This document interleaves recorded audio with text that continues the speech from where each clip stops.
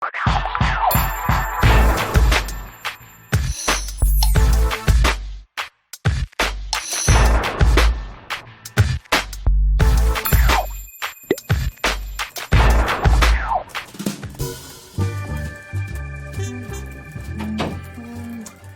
کاشفہ. یاسر آپ کیا کر رہے تھے؟ ارے میں اوپر کھانا بنا رہا تھا. میں نے کہا جب تک بچوں نے آنا ہے تو آپ بھی بزی تھی, آپ کو میں نے دیکھا تھا کام کرتے ہوئے. میں نے کہا تو پکا کیا رہے ہیں؟ میں آلو گوشت بنا رہا ہوں. تو میں پوچھنے آیا تھا میں ادرک کتنا ڈالنا تھا؟ 1 چمچ. 1 چمچ کافی ہوگا. تو آپ کیا کر رہے ہو بیٹھ کے؟ میں یاسف بائبل اسٹڈی کی تیاری کر رہی ہوں. کل رات کو ہماری بائبل اسٹڈی ہے, آپ کو یاد ہے؟ اوہ ہاں مجھے یاد ہے. بائبل اسٹڈی سے مجھے یاد ہے پچھلے ہفتے جو آپ نے بائبل اسٹڈی لی تھی, تھوڑی دیر کے لیے بیٹھ کے بات کر لیں. ضرور ضرور. پھر میں جا کے کھانا دیکھتا ہوں. پچھلے ہفتے جو آپ نے بائبل اسٹڈی لی تھی مجھے یاد آیا کہ اس میں 1-2 آیات تھیں جن کی آپ نے تفسیر اور مشاہدہ جو ہے نا اس طرح نہیں کیا جس طرح کے ہونا چاہیے تھا اس کا. تو میں نے کہا کہ چلو اس پر بیٹھ کے تھوڑی دیر بات کرتے ہیں, کیونکہ آپ نے جو بائبل اسٹڈی کر لینی ہے تو یہ آپ باتیں دھیان میں رکھ سکتے ہیں. اس میں میری مدد ہو جائے گی یاسف, کیونکہ مجھے یاد ہے کہ انڈکٹیو بائبل اسٹڈی کا کورس کیے ہوئے مجھے بہت وقت ہو گیا ہے, تو ہو سکتا ہے کہ میں نے مشاہدے میں کچھ چیزیں چھوڑ دی ہوں. تو وہ کم از کم ان کی آپ یاد دہانی کر سکتی ہیں اور اس کو استعمال کر سکتی ہیں کل. کاشفہ آپ کیا سوچتی ہیں کہ ہم دیکھتے ہیں کہ بائبل اسٹڈی کے کتنے سارے طریقے ہیں, آپ کا کون سا فیوریٹ طریقہ ہے؟ انڈکٹیو بائبل اسٹڈی ہے ہاں جو آپ نے کی تھی. لیکن ہم دیکھتے ہیں کہ ایک اور بائبل اسٹڈی کا طریقہ ہے جسے ہم کہتے ہیں لیکسیو ڈیوائنا. اس کو ہم اس طرح دیکھتے ہیں کہ یہ کلام کے حصے کی کوئی آپ مرکزی آیت لے لیتے ہیں اور اس کے اوپر کافی دیر تک اس کو پڑھتے ہیں, اس کے اوپر دھیان کرتے ہیں, اس کا مطالعہ کرتے ہیں, اس کو سیکھتے ہیں. اور پھر ایک اور طریقہ ہے جیسے ہم کلید الکتاب استعمال کرتے ہیں یا قاموس الکتاب استعمال کرتے ہیں. لیکن سیکھنے کا طریقہ آپ کا کون سا سب سے بہتر ہے یا آپ کس طریقے کو؟ جیسے میں نے ابھی جیسے کہا کہ مجھے تو انڈکٹیو بائبل اسٹڈی کا طریقہ ہی سب سے بہتر لگتا ہے. کیونکہ آپ نے اس کا کورس بھی کیا تھا مجھے یاد ہے, اور میں نے بھی اس کا کورس, ہاں ہم نے ساتھ ہی محل کیا تھا اس کا کورس. انڈکٹیو بائبل اسٹڈی جسے ہم انگریزی میں انڈکٹیو بائبل اسٹڈی کرتے ہیں, اسے اردو میں استدلالی مطالعہ کلام جو ہے وہ بھی کہا جاتا ہے. اور انڈکٹیو بائبل اسٹڈی کے ذریعے اس کی خاص بات یہ ہے, ہم یہ معلوم کرنے کی کوشش کرتے ہیں کہ لکھنے والے یعنی کہ مصنف کا اصل میں مقصد کیا ہے. تو یاسف آپ مجھے یہ بتائیں کہ انڈکٹیو بائبل اسٹڈی کے دوران ہمیں کن باتوں کا خیال رکھنا ہوگا تاکہ مطالعہ کرتے ہوئے ہم کوئی غلطی نہ کریں؟ جی یہ بڑا امپورٹنٹ کویشچن ہے کاشفہ.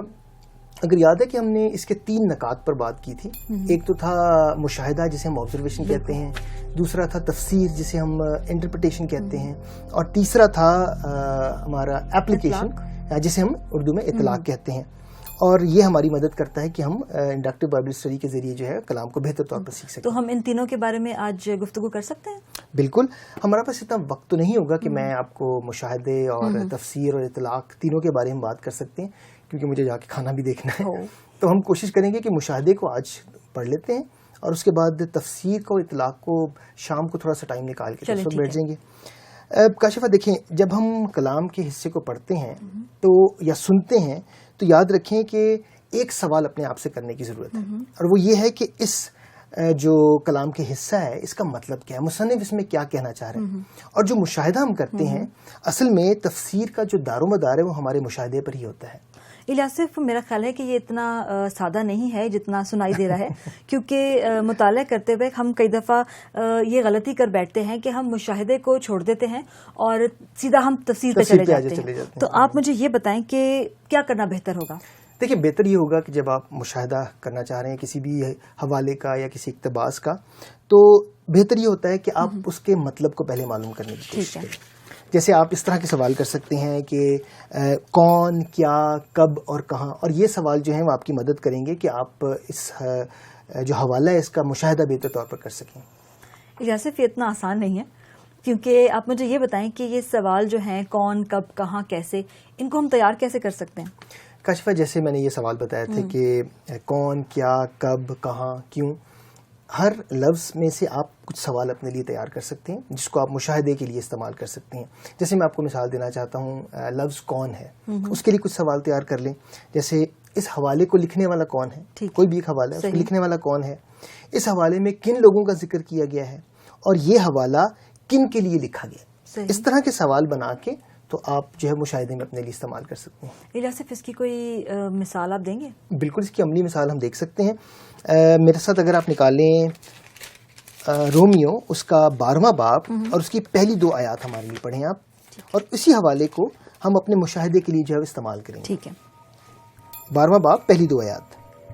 बस ए भाइयों, मैं खुदा की रहमतें याद दिला कर तुमसे इल्तमास करता हूँ कि अपने बदन ऐसी कुर्बानी के लिए नज़र करो जो जिंदा और पाक और खुदा को पसंदीदा है। यही तुम्हारी माकूल इबादत है। और इस जहान के हम शक्ल ना बनो, बल्कि अक्ल नहीं हो जाने से अपनी सूरत बदलते जाओ, ताकि खुदा की नेक और पसंदीदा और कामिल मर्जी तजर्बे से मालूम करते रहो। जी काशिफा, शुक्रिया, आपने कलाम का हिस्सा हमारे लिए पढ़ा।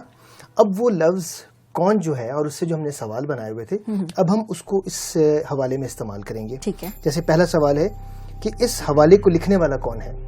पौलुस रसूल। पौलुस रसूल है। इस हवाले में किन किन लोगों का जिक्र किया गया है? इसमें मसीही जो रोम में थे और पौलुस रसूल का जिक्र है, और साथ खुदावंद यीशु मसीह का भी जिक्र। जी, और इसका जो एक तीसरा सवाल हम इसमें देख सकते हैं वो ये है कि ये हवाला किन के लिए लिखा गया, और हम देखते हैं कि ये मसीही जो रोम में रहते थे उनके लिए लिखा गया।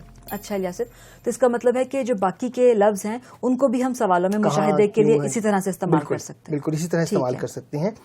काशिफा, एक खास चीज़ जो इस मुशाहिदे के दौरान मैं आपको बताना चाहता हूँ वो ये है कि ये हमेशा हमें याद रखने की ज़रूरत है कि जब आप इक़्तिबास को पढ़ती हैं जी, और समझने की कोशिश करती हैं तो देखें कि क्या वो तमसील है, या वो तारीख का कोई हिस्सा है, या वो कोई कहानी है, या कोई ख़त है।